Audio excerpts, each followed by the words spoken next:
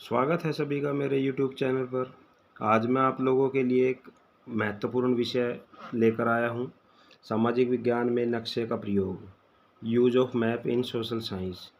देखो, कई बार क्या होता है स्टूडेंट, एक अध्यापक बच्चों को अलग अलग जगह पे नहीं लेके जा सकता। मान लो नदियाँ दिखानी है, महासागर दिखाने हैं, तालाब दिखाने हैं, विभिन्न प्रकार के उत्पादन के स्थान दिखाने हैं, अधिक वर्षा वाले स्थान दिखाने हैं, कम जलवायु वाले स्थान दिखाने हैं, अधिक जलवायु वाले स्थान दिखाने हैं। तो विद्यार्थियों को ऐसे स्थानों पर ले जाना संभव नहीं हो पाता है। तो अध्यापक क्या करता है, कक्षा के अंदर मैप के जरिए इन सब चीज़ों को आसानी से दिखाने का प्रयास कर सकता है, दिखाया जा सकता है। नक्शे का प्रयोग संकुचित रूप से केवल कक्षा में न होकर नाविकों या स्काउटों के लिए भी उपयोगी है। यह मानव की अपने समय की सबसे बड़ी उपलब्धि है। इस उपकरण के माध्यम से किसी देश स्थान की सांस्कृतिक व भौगोलिक स्थिति का ज्ञान आसानी से प्राप्त किया जा सकता है। इसके जो प्रकार हैं, प्रकार के बारे में जान लेते हैं। प्रकार कौन कौन से हैं? सामाजिक विज्ञान में अनुदेशनात्मक सामग्री के इस उपकरण को 3 भागों में बांटा जाता है। और वो 3 भाग कौन कौन से हैं? एक तो होता है स्केच मानचित्र, स्केच मैप्स। यह मानचित्र ऐसे होते हैं जिसमें केवल बाहरी भूभाग को ही दर्शाया जाता है। इन भूभागों को रेखाओं के रूप में दर्शाया जाता है, इसलिए इन्हें रेखा मानचित्र भी कहा जाता है। इसमें बाहरी भूभाग दिखाने के कारण यह विषय वस्तु को और अधिक रुचिकर व विकसित बना देता है। जब अध्यापक कक्षा में इस प्रकार के नक्शा का प्रयोग करता है तो इसे छात्र निष्क्रिय न रहकर अध्यापक को ध्यान से सुनते हैं।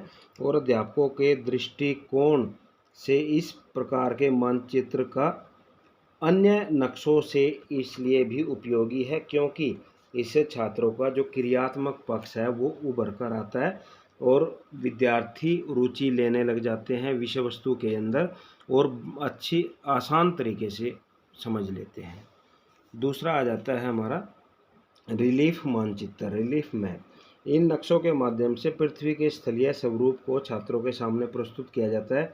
यह भौगोलिक विषय से संबंधित नक्शे होते हैं।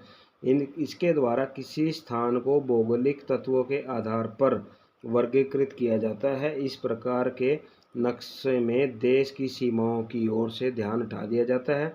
इस प्रकार के नक्शे से छात्रों को भौगोलिक वास्तविकता की जानकारी दी जाती है। और तीसरा हमारा आ जाता है फ्लैट मानचित्र, फ्लैट मानचित्र, फ्लैट मैप्स। इस प्रकार के मानचित्र स्थलीय स्वरूप से संबंधित कोई भी वस्तु या सामग्री को दिखाने के लिए प्रयोग किए जाते हैं। इस प्रकार के मानचित्र के सामाजिक विज्ञान के अध्यापक अपनी विषय वस्तु को आसानी से और समय के कुशल प्रयोग के साथ दिखा सकते हैं। जैसे भारत में गन्ना उत्पादन कहाँ कहाँ होता है, सामाजिक विज्ञान के शिक्षक द्वारा निर्देशित किए जाने पर छात्र आसानी से इस बात को याद कर लेते हैं। उसके बाद आ जाता है प्रिपरेशन ऑफ मैप्स। इसमें तनिक भी संदेह नहीं कि मानचित्र लकड़ी पर, कपड़े पर या कागज पर तैयार किया जाता है या बाजार से खरीदे जाते हैं या किताब पर भी निर्मित किए जाते हैं, परंतु अध्यापक जो कि सामाजिक विज्ञान का क्रियात्मक पक्ष है के द्वारा भी विभिन्न विधियों से नक्शे का निर्माण किया जा सकता है। और ये कैसे कर सकते हैं? मानचित्र को दीवार पर बनाना, मेक मैप ऑन वॉल। मानचित्र को स्कूल या कक्षा की विषय वस्तु के अनुसार कक्षा की दीवारों पर बना दिया जाता है। इस प्रकार सामाजिक विज्ञान का अध्यापक विषय वस्तु की आवश्यकता के अनुसार दीवार पर मुद्रित मानचित्र का प्रयोग कर सकता है।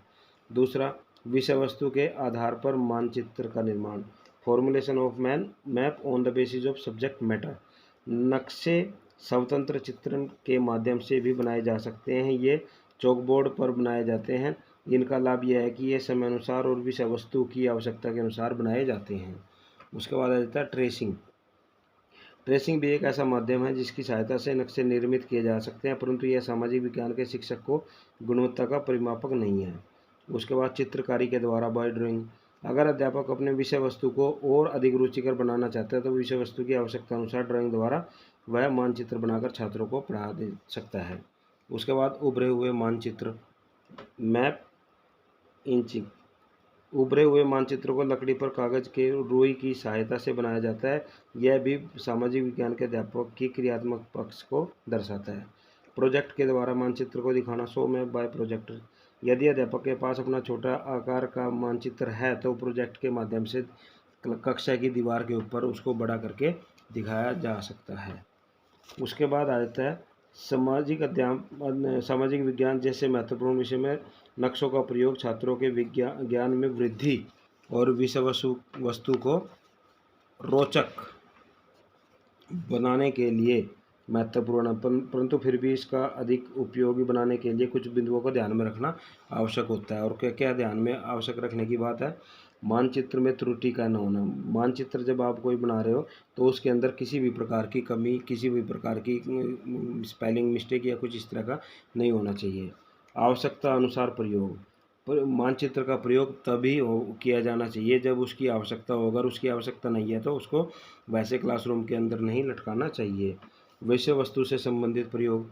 जब भी आप कक्षा के अंदर आप अपना टॉपिक का कोई भी मानचित्र दर्शाते हो, मान लो नदियों के बारे में पढ़ाना है, तो विषय वस्तु से संबंधित ही होना चाहिए। उसके बाद मानचित्र के प्रयोग से पहले पूर्ण जानकारी प्रदान करना।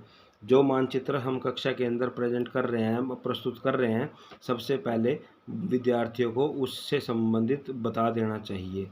और उसके बाद ऐतिहासिक घटनाओं से की जानकारी प्रदान करने में नक्शे इसलिए प्रयोग में लाए जाते हैं ताकि ऐतिहासिक घटनाओं की जानकारी दी जा सकती है। उसके बाद छात्रों द्वारा मानचित्र का प्रयोग व निर्माण।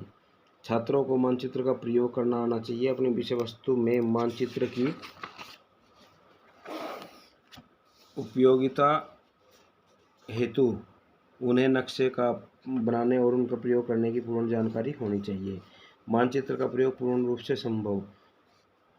छात्रों के लिए आवश्यक है कि विषय वस्तु के बारे में मजबूत पकड़ करने के लिए उन्हें विभिन्न उत्पादन क्षेत्रों, औद्योगिक क्षेत्रों और वर्षा वाले स्थानों, नगरों आदि के बारे में पूरा ज्ञान होना चाहिए। और लास्ट आ जाता है शिक्षण अधिगम प्रक्रिया को प्रभावशाली बनाने के लिए मानचित्र का प्रयोग किया जाना चाहिए।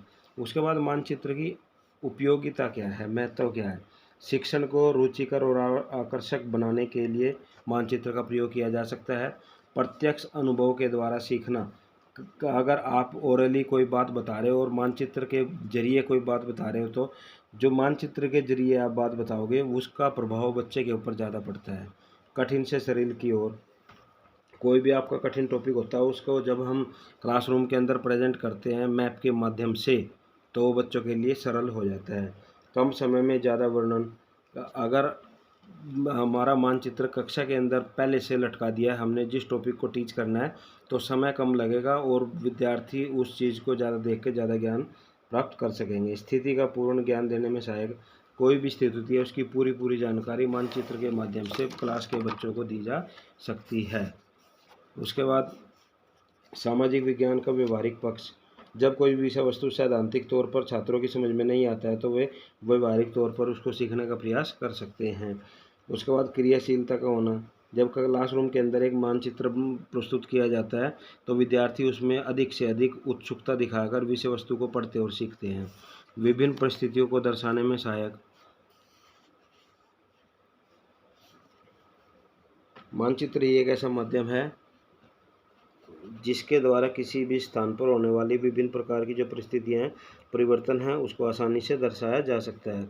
विषय विस्तृत विषय के लिए लाभदायक। सामाजिक विज्ञान एक विस्तृत विषय है, इसके अंतर्गत विभिन्न विषय आते हैं। इस प्रकार से खनिज संपदा, विभिन्न स्थानों के बीच की दूरी, उत्पादन क्षेत्र आदि के तथ्यों के बारे में पूरी जानकारी मानचित्रों के माध्यम से क्लास के बच्चों को दी जा सकती है। तो बच्चों ये था आपका आज का important question, use of maps. Thank you.